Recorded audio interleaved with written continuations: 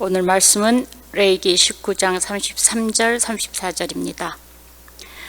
외국 사람이 나그네가 되어 너희의 땅에서 너희와 함께 살 때 너희는 그를 억압해서는 안 된다. 너희와 함께 사는 그 외국인 나그네를 너희의 본토인처럼 여기고 그를 너희의 몸과 같이 사랑하여라. 너희도 이집트 땅에 살 때는 외국인 나그네 신세였다. 내가 주 너희의 하나님이다. 빌립보서 3장 17절부터 20절 말씀입니다.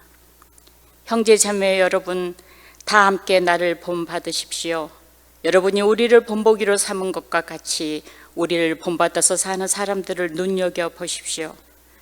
내가 여러분에게 여러 번 말하였고 지금도 눈물을 흘리면서 말하지만 그리스도 십자가의 원수로 살아가는 사람이 많습니다. 그들의 마지막은 멸망입니다. 그들은 배를 자기네의 하나님으로 삼고 자기네의 수치를 영광으로 삼고 땅의 것만을 생각합니다. 그러나 우리의 시민권은 하늘에 있습니다. 그곳으로부터 우리는 구주로 오실 주 예수 그리스도를 기다리고 있습니다. 아멘. 오늘 나그네의 시민권 시리즈 강론 세 번째이자 마지막입니다. 할 얘기가 많이 있는데 정리하겠습니다. 오늘로. 다음에 또 기회가 있으면 말할 수 있겠죠. 이 마지막으로 이 강론을 하면서 왜 이 시리즈를 얘기하게 됐는지 좀 말씀드리겠습니다. 왜 저는 이 시리즈 강론을 하려고 했나? 가장 피부에 와닿는 가까운 이유는 이 트럼프라고 하는 미친 자가 두 번째 임기에 들어서서, 첫 번째도 물론 그랬지만 두 번째 임기에 들어서서 아주 극렬하게 반이민 정책을 펼치고 있습니다. 그래서 수많은 서류 미비 이민자들, 심지어는 서류를 다 갖추고 있는 이민자들까지도 불안과 두려움에 떨고 있습니다. 도대체 이 시민권이라는 게 뭔데, 합법적으로 체류할 수 있는 자격이라는 게 뭔데, 그 대표적인 게 영주권이죠. 영주권, 시민권 이런 게 뭔데, 또 영주권, 시민권이 아니더라도 학생이나 주재원이나 뭐 여러 가지 방법으로 스몰 비즈니스 하는 사람까지 포함해가지고 합법적으로 체류할 수 있는 신분을 이 정부가 오랫동안 부여해 왔습니다. 그런데 그 모든 것들을 다 깡그리 무시하고 있는 거예요. 합법 체류 신분이 있다 손 치더라도 과거에 무슨 범법을 한 게 있다, 무슨 티켓이라도 끊었고 마리화나라다 피다 걸렸다, 그럼 쫓겨나는 겁니다. 이런 현실에서 도대체 이 시민권이라는 게 뭔지 하는 것을 좀 생각해 볼 필요가 있겠다 싶었고, 근데 그렇지 않아도, 이게 제일 가까운 이유고, 그렇지 않아도 이미 유럽에서는 1990년대 초부터 유럽연합이라고 해서 이 각 나라들의 국경을 어떤 식으로든지 없애고 하나의 공동체로 만들려는 시도를 해왔습니다. 사실 유럽이 그런 공동체를 만들려고 시도한 건 그보다 훨씬 오래 전이에요. 1993년대 EU라는 게 결성이 됐는데 그 훨씬 이전에 1950년대 이미 그런 논의가 시작됐었습니다. 50년대, 1957년인가에 시작됐더라고요. 그러니까 유럽은 물론 그렇게 하나의 공동체를 만들려고 했던 데는 여러 가지 이유가 있습니다. 90년대에 그렇게 한 이유는 유럽 내부적으로는 지금 1989년도에 동유럽이 무너지면서, 소련과 동유럽이 무너지면서 정치 지형이 완전히 달라졌어요. 완전히 달라져서 이게 무슨 방법을 찾아야 됐는데 그 중에 하나가 유럽연합을, 공동체를 만들려고 하는 거였고, 그 다음에는 미국의 강대한 힘에 어떻게든지 저항하고 맞설려면은 각 나라의 힘만 가지고는 안 된다 하는 게 있었습니다. 그게 현실적인 정치적인 이유예요. 그런데 사실 그 이전부터 그 훨씬 밑바닥에는 유럽이라는 나라가 본래 그렇게 갈라진 나라가 아니었던 거예요. 그래서 언어도 비슷하고, 그러니까 같은 하나의 공동체를 만드는 게 그렇게 이상한 일이 아니었던 겁니다. 그래서 유럽 공동체를 만들려고 하는 노력이 그 전부터 있었던 거죠. 그렇게 되면서, 근데 지금 말씀드린 그 1990년대 이후의 정세의 변화 때문에, 이게 뭐 강론의 정세의 변화 이런 걸 얘기하는 게 굉장히 생경한 언어이긴 하지만 어쩔 수 없습니다. 이 정세가 어떻게 변화됐냐면, 지금 말씀드린 이유 때문에 일단 동유럽에서 수많은 사람들이 이민을 왔어요. 서유럽 나라들로 몰려 오게 됐고요. 그 다음에 그렇게 됨으로써 이 서유럽의 나라들의 내부에서도 굉장한 격차가 생겨났습니다. 물론 격차가 없는 사회는 없어요. 그런데 그렇게 됨으로써 이 빈부 격차가 굉장히 커졌습니다. 그러니까 중간층이 사라지고 부자들은 더 부자가 되고 가난한 사람은 더 가난한 사람이 됐어요. 게다가 이민이 몰려오는 겁니다. 난민이 몰려오니까 이 사람들이 할 수 있는 일이, 그 사회, 서유럽의 나라에 들어와서 할 수 있는 일이 정말 3D 업종에, 3D 업종의 일밖에는 할 수 있는 일이 없었어요. 그러니까 그 일을 하던 사람들이 자기들 일자리를 다 잃게 된 겁니다. 그러니까 반이민 정책을 옹호할 수밖에 없고, 신나치같이 다 이 인종 혐오, 내보내자 아니면 죽이자, 이런 흐름들이 득세하게 된 거죠. 그래서 신나치의 아주 울트라 보수 정당들이 의석을 차지하고 정치적인 힘을 발휘하게 된 겁니다. 이렇게 되니까 유럽의 그야말로 그 지식층들은 이런 문제 제기를 한 겁니다. 국적이 뭐고 시민권이 뭐냐. 지금 유럽이 하나로 연합되는 그런 상황에서 국적이 무슨 의미가 있고 또 시민권이, 시티즌십이라는 게 무슨 의미가 있느냐 하는 것을 생각하게 된 거예요. 그러니까 이들이 생각하는 유럽 전체의 국적, 유럽 전체의 시민권, 이런 것을 고민하기 시작한 거예요. 그러니까 나는 독일 시민권, 프랑스 시민권, 스위스 시민권, 이게 아니라 유럽의 시민권이라는 게 도대체 가능하냐? 가능하다면 뭐냐, 그게 정체가 뭐냐? 라는 고민을 하기 시작한 거죠. 그러면서 이제 시민권에 대해서 과거의 역사를 살펴보는 거예요. 근데 시민권이라는 게 뭐냐 하면은, 근대적 의미의 시민권은 이겁니다. 중세가 끝나고 이제 근대 사회로 들어오면서, 중세는 신분 사회입니다. 신분에 의해 가지고 철저하게 차별이 합법화된 사회잖아요. 그러니까 종은 종이고 농노는 농노고 지주는 지주고, 이게 아주 상인은 상인이고, 이 계급이 뚜렷하게 신분에 따라서 구별되는 그런 사회였어요. 그런데 시민권이라는 건 뭐냐면 그 신분을 철폐하는 겁니다. 그러니까 신분이 그 사람의 어떤 사회적인 그 모빌리티라고 하는 거, 지위가 상승하고 너 이거를 다 규제해 버렸어요. 올라갈 수가 없어요. 내려갈 수도 없지만 올라갈 수도 없는 거예요. 그렇게 신분이라는 것이 그 사람의 사회적인 위치를 규정했는데, 시민권은 그걸 깨는 겁니다. 그걸 깬 사람들이 누구냐? 누구예요? 시민계급이라고 우리가 부르는 사람들이에요. 그게 산업혁명이 이루어지고 자본주의 사회가 시작되면서 우리가 부르주아라고 부르는 사람들, 부르주아는 부자라고 생각하는데 그거는 속된 이해고, 학술적인 의미로 부르주아는 이때 신분제를 무너뜨리고 산업사회로 들어오면서 그 산업사회를 이끌어갔던 사람들이 부르주아입니다. 이게 그 부르주아들이 우리 요즘 말하는 시민계층이라고 부르는 거예요. 그 사람들을. 왜? 부르주아라는 말을 싫어하니까. 자본주의 사회는 그 나쁜 뜻이 있다고 생각하잖아요. 그러니까 시민사회라고 얘기하고 시민계층이라고 얘기하는 겁니다. 그 사람들이 이 신분사회를 무너뜨리고 소위 시티즌십이라는 걸 확립한 사람들이에요. 시민권이라는 걸 확립한 사람들인데, 그럼 시민권이 뭐냐? 이들이 생각했던 시민권은 뭐냐면 개인이 어떤 신분과 무관하게 개인으로서의 자유와 누릴 수 있는 자유와 권리를 보장하는 것, 그게 시민권이에요. 그러니까 신분 철폐가 가장 큰 요인인 겁니다. 시민권의 핵심은 뭐냐면 신분을 철폐하고 모든 사람이 개인적으로 다 자유로운 거예요. 이동의 자유, 언론의 자유, 뭐 이런 자유들, 이게 시민권입니다.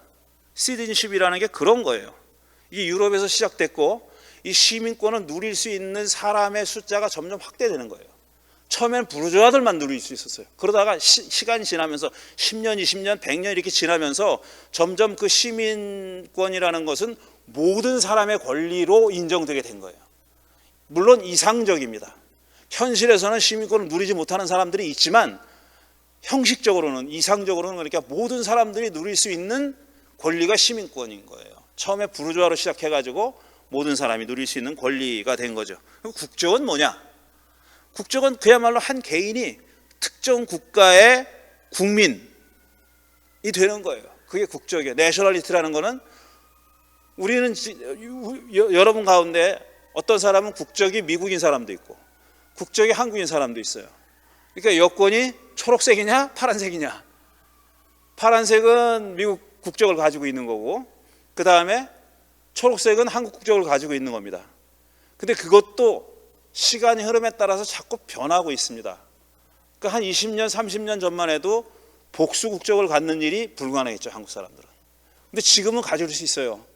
말하자면 두 개의 패스포트를 다 가질 수 있는 거예요. 초록색과 파란색을 다 가질 수 있는 거예요. 국적의 개념도 그렇게 변해오고 있다는 겁니다. 그런데 지금 제가 얼마 전에 설명을 한 신자유주의 시대에 들어오면서, 그거는 그 기업에 무한정의 자유를 주는 거고, 국민은 그 기업을 서포트하는 한에서만 기능하라. 이게 신자유주의입니다. 무슨 사회보장 이런 거 하지 말고, 그런 거 하지 말고 기업의 자유를 순전히 지원하는 일을 하라는 게 신자유주의인데, 그게 들어오면서 국적이 시민권 위에 올라서게 된 거예요. 그러니까 시민권은 가장 기본적인 인간의 권리입니다. 형식적으로는 그래요. 누구나 그 시민권은 누릴 수 있어야 되는 거예요. 그러니까 노예도 없고 노예주도 없어요. 기업가나 종업원이나 똑같은 시민권을 가지고 있어야 하는 거예요. 똑같은 시민권을 가지고 있어야 되는 거예요. 그리고 이 나라의 체류 신분을, 적법한 체류 신분을 가지고 있는 사람이나 그렇지 않은 사람이나, 그러니까 서류 미비자나 똑같은 개인으로서의 시민권은 존중돼야 되는 거예요. 그게 처음에 시민권의 개념이었었어요. 근데 지금은 국적이 시민권 위에 있는 거예요.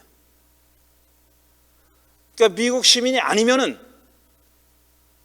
이 땅에 살고 있는 시민도 시민권을 누리지 못하는 사람들이 생겨나는 겁니다. 그것도 합법적인 체류 신분을 가지고 있는 사람도 그렇고, 그렇게 합법적인 체류 신분이 없는 사람은 말할 것도 없고, 국적이 시민의 자유와 권리를 지배하고 있는 겁니다. 본래 유럽에서 시민권이 생겨났을 때는, 그리고 한참 오랜 시간 동안은 시민권이 국적 위에 있었어요. 그래서 프랑스 사람이나 독일 사람이나 똑같은 시민권을 다 같이 누릴 수 있는 거예요. 국적은 다르지만 똑같은 시민권을 누릴 수 있었다고요. 그런데 지금 20세기 말부터 지금 21세기 초에 이르기까지는 이렇게 달라진 겁니다. 그러니까 국적이 시민권 위에 있는 그런 형편이 된 거죠. 그러면 이 국적과 시민권이라는 게 그럼 아득한 선사시대 때부터 있었느냐? 천만의 말씀 만만의 콩떡입니다. 그렇지 않습니다. 국적과 시민권이라는 것은 어떤 특정한 역사적 시기에 생겨난 거예요. 강조되기 시작한 거예요. 자, 우리가 지금 레위기 19장을 읽었습니다. 레위기 19장은 너희들 가운데 사는 나그네들이라고 해서 그들이 나그네들이라고 해서 억압하면 안 된다. 그들을 너희들처럼, 너희 자신인 것처럼 대하라. 이게 레위기 19장 33절 34절의 내용입니다. 세 번째 읽었어요. 똑같은 본문을 우리가. 그럼 그 계명을 분석해 보세요. 이때 그럼 국적이나 시민권 같은 게, 물론 역사를 훨씬 거슬러 올라가서 얘기하는 시민권이라는 개념이 없었을 때니까 이때는.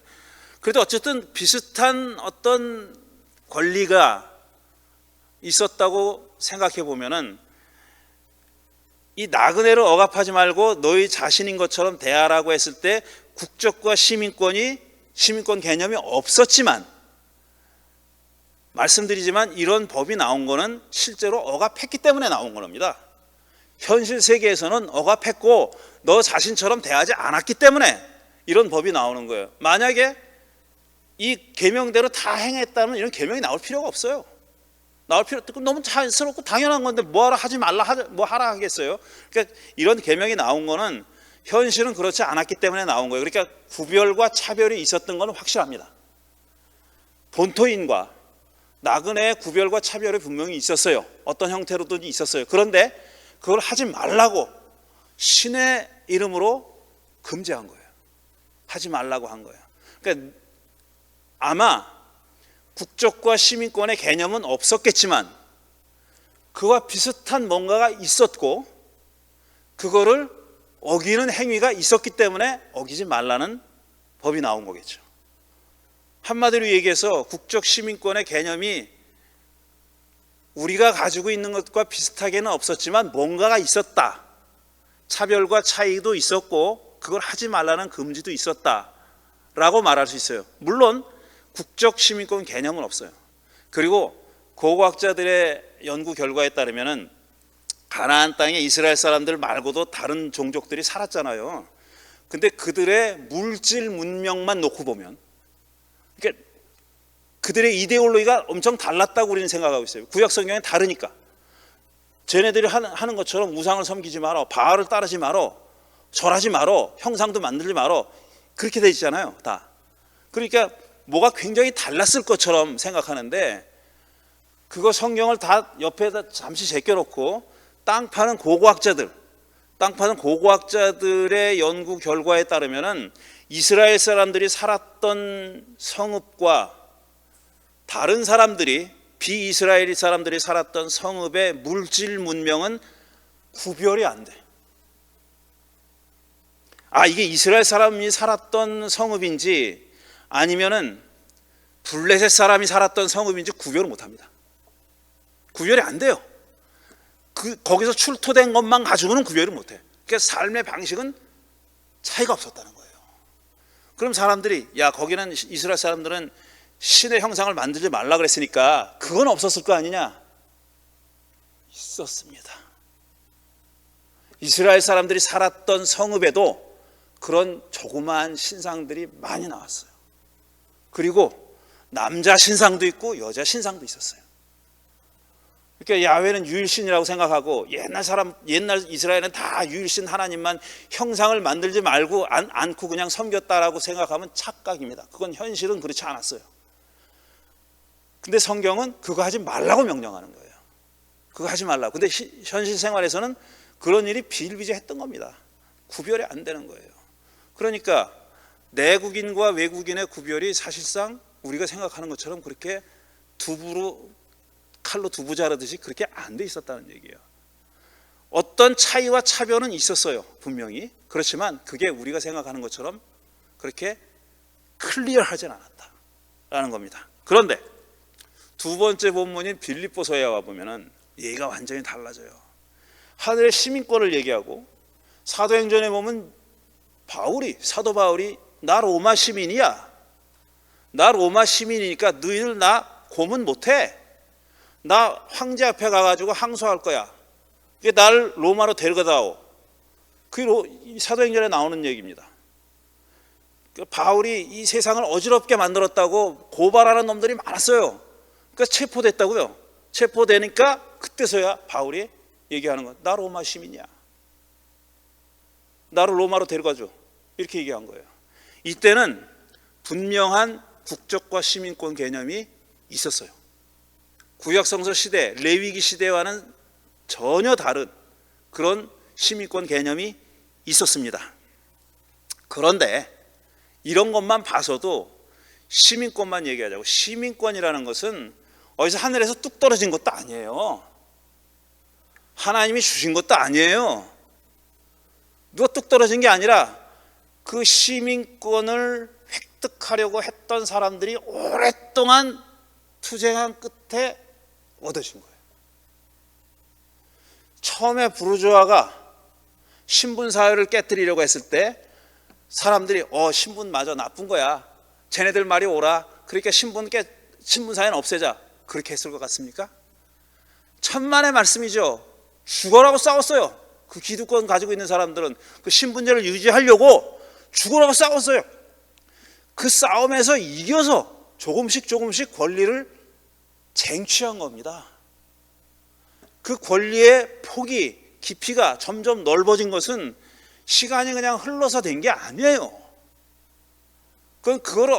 거기서 벗어나 있던 사람들이, 그걸 누리지 못한 사람들이 우리도 그걸 누리겠다고 정말 피 터지게 싸워서 얻은 거예요. 그러니까 시민권이라는 것이 그렇게 형성되어 왔고 앞으로도 형성될 것이다라는 겁니다. 지금 저는 일시적인 셋백이 왔다고 생각하는 거예요.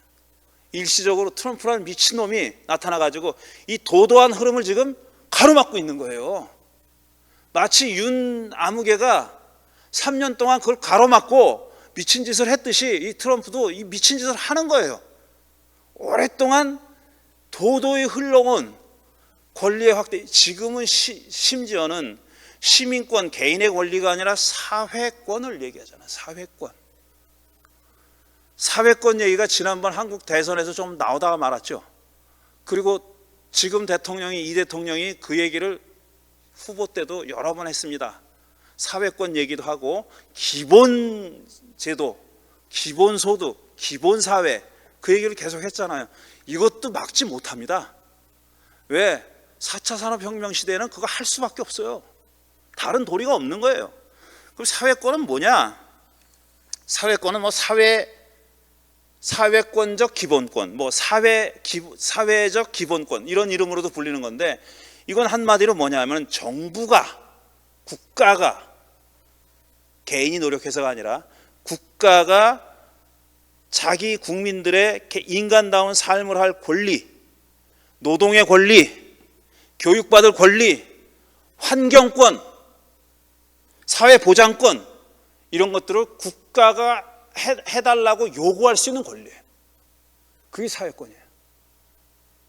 그러니까 나 교육받고 싶어. 그러면 네가 해줘. 나라가 해줘. 내가 그냥 무상교육 받을 수 있게 해줘. 환경권도 나는 깨끗한 환경에서 살고 싶어. 해달라는 거예요. 그게 사회권이에요. 지금 그런 지경까지 나가 있는 그런 형편입니다. 제가 그러니까 하려고 하는 얘기는 뭐냐면은 시민권, 국적권 하늘에 뚝 떨어진 거 아닙니다. 그리고 딱 고정된 게 아니에요. 아직까지도 안 변했고 앞으로도 안 변하는 게 아닙니다. 시민권과 국적은 지금 형성 중에 있는 겁니다. 만들어져 가고 있는 중이에요. 앞으로 10년 후에 어떻게 변할지 아무도 모릅니다. 앞으로 20년 후에 유럽이 프랑스, 독일, 스위스 이런 나라 다 없어지고 한 나라가 될 수도 있어요. 하나가 될 수도 있다고. 또 그리고 이 아메리카라는 대륙이 어떻게 될지 아무도 몰라요. 아무도. 그러니까 이 시민권이라는 게 어떤 모양으로 바뀌어 갈지 알 수가 없는 거예요. 그렇다면 마지막으로 하늘의 시민권은 뭐냐? 요건 하나님이 뚝 떨어뜨려 내려보내가지고 믿는 자들만 죄송합니다. 믿는 자들만 그 하늘의 시민권을 그 패스포트 색깔이 무슨 색깔인지 모르겠지만 하늘색일까? 무슨 색일지 모르지만 그거를 믿는 사람들한테 똑똑 떨어뜨려 주는 거냐? 그거 가지고 있으면 죽으면은 딱 입구에서 패스포트 보여주고 베드로가 통과 그래 들어가는 거냐? 그럴 리가 없다는 거죠. 말이 전혀 안 될지도 모르지만 얘도 싸워야 얻는 겁니다. 하늘 시민권도 딱 떨어뜨려 주는 거 아니에요. 이것도 노력해야 얻는 겁니다. 그냥 거저 주어지는 거 아니에요. 그거를 엿볼 수 있는 예수님의 가장 수수께끼 같은 말씀이 있어요. 예수님이 하신 모든 말씀 중에 이걸 전문적으로 연구하는 사람들이 이거 도대체 무슨 뜻인지 모르겠다 라고 하는 구절이 있습니다.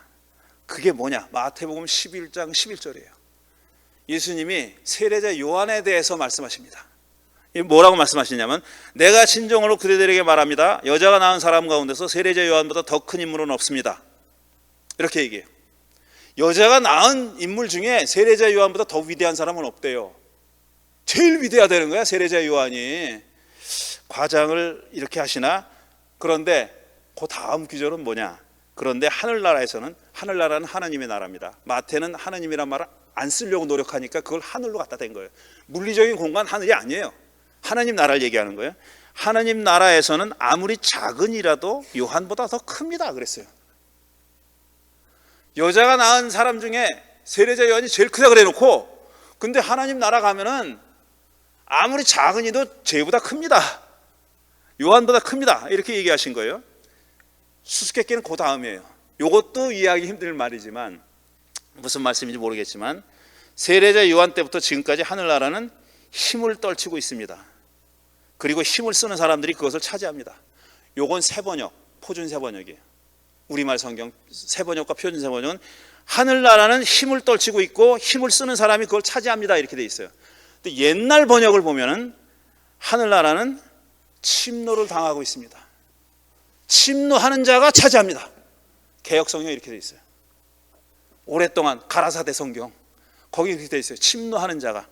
그러면 또 개역 옛날 성경만 그러느냐? 아닙니다. 공동번역 성경, 새로운 새 시대의 성경 아니에요? 공동번역 성경은 하늘나라는 폭행을 당하고 있습니다. 폭행하는 자가 차지합니다. 이렇게 써 있어요. 그럼 더 새로 나온, 작년에 나온 새 한글 성경에는 뭐라고 돼 있냐면은 폭력적인 저항에 시달리고 있습니다. 이랬어요. 이게 뭘 보여주냐? 그 동사가 무슨 뜻인지 잘 모르겠다는 거지. 그러니까 정확하게 모르겠다는 건데, 어쨌든 폭력이, 바이올런스가 개재되어 있는 거예요. 폭행을 당하고 있다라든지 힘을 떨치고 있다라든지 뭐가 됐든지 간에 침노 당하고 있다라든지 공격을 당하고 있는 거예요 지금 하늘나라가. 이 말은, 근데 이게 왜 어려운 말이냐? 하늘나라가 공격당한다는 말이 무슨 뜻인지 그림이 안 그려지는 거예요. 어떻게 하나님 나라가 공격을 당해? 하나님이 주인인 나라인데. 이런 거잖아요. 어떻게 공격을 당하냐고 하나님 나라가. 근데 이 문장 그대로 너무 고민하지 말고, 왜냐하면 우린 전제를 가지고 있어. 하나님 나라는 공격당하면 안 돼 라는 전제를 가지고 있잖아요. 그 전제를 살짝 내려놓으면은 지금 누군가 하나님 나라를 빼앗으려고 공격하고 있는 거예요. 그리고 예수님은 참 얄궂게도 하지만 하나님이 다 막아낼 거야 이렇게 얘기하지 않았어요. 공격하는 놈이 차지한다 그랬어요. 공격하는 놈이 차지한다고. 그러니까 이거를 그냥 전제를 다 벗겨놓고 얘기하면은 누군가가 심지어는 하나님 나라까지도 차지하려고 지금 달려든다는 얘기예요. 어떤 놈인지 모르지만, 누군지는 모르지만 어떤 놈들은 지금 하나님 나라까지 차지하려고 덤벼들고 있다, 공격하고 있다. 그 말은 하나님 나라 시민권 발행할 권리를 지가 갖겠다고 덤비고 있다라는 말로 해석이 되는 거죠. 그러니까 예수님이 정말 그런 뜻으로 얘기하셨는지 아무도 몰라요. 그렇지만 이 문장을 그냥 전제 빼놓고 읽어보면은 그렇게밖에 안 읽히는 거예요. 그 말은 뭐냐? 하나님 나라는 고정되어 있는 어떤 주어진 불변하는 그게 아니라는 거예요. 이것도 침범하려는 놈이 있고 따라서 방어해야 된다 이런 뜻입니다. 막아야 된다 이런 뜻이에요.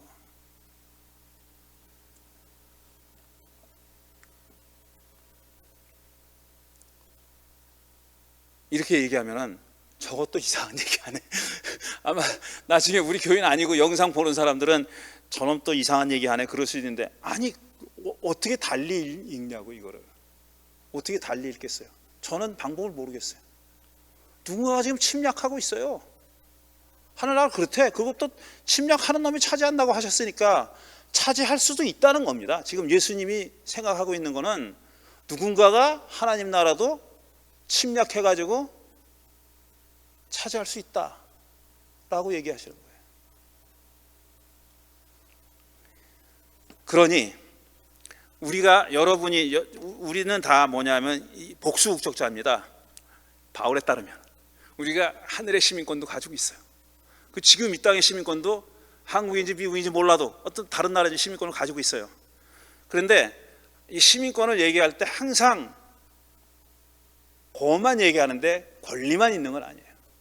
시민권은 의무도 있어요. 심지어는 그 잘난 로마 시민권을 가진 사람에게도 병역의 의무와 납세의 의무와 그 다음에 황제에 복종할 의무가 있었어요. 그게 규정돼 있었다고, 영문으로. 그러니까 시민권이라는 건 늘 권리만 있는 게 아니라 의무도 가지고 있는 그런 거죠. 그리고 시민권은 그렇게 계속 형성되어 가는 과정 중에 있는 겁니다. 그러니까 앞으로 10년 후에 이 시민권의 모습이 어떻게 될지, 심지어는 하늘의 시민권도 형성되어 가고 있다. 누가 그걸 만드느냐? 시민권자가 만드는 겁니다.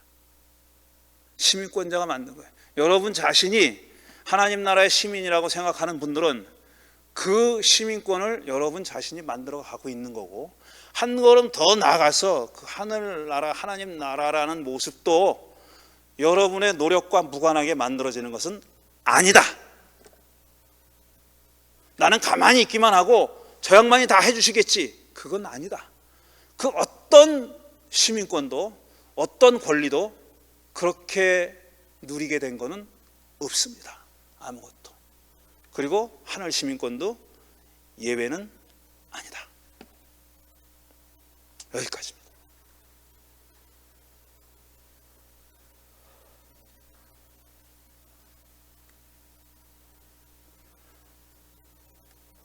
드린 말씀 잠시 생각하며 묵상하는 또 기도하는 그런 시간 갖겠습니다.